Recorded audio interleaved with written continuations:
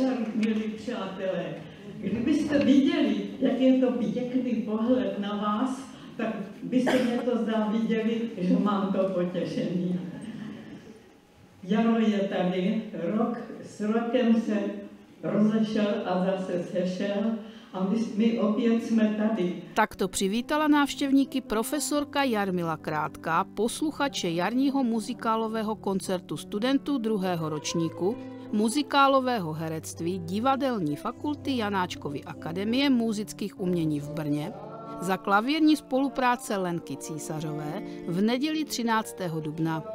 Během koncertu zazněly písně ze světových a českých muzikálů, které posluchači ocenili několikerými potlesky během představení a závěrečným vestoje nejen účinkujícím, ale i pedagogům.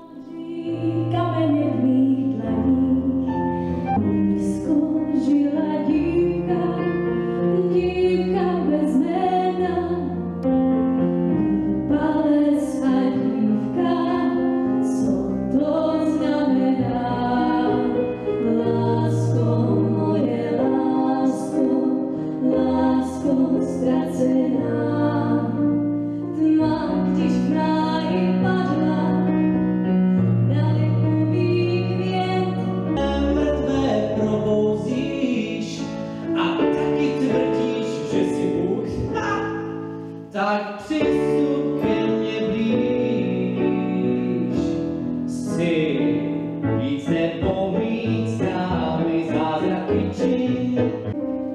Já ač mám spánek beze sní, mě včera sen se zdál, i když dávno nejsem s ním, mě navštívil sám.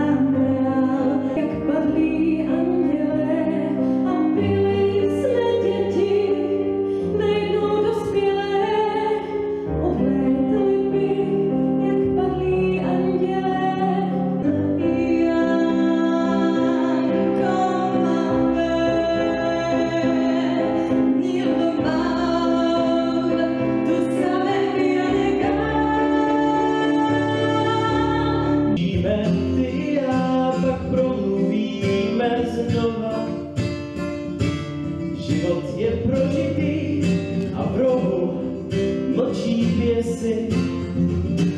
Mluvíme já i ty a nerozumíme si.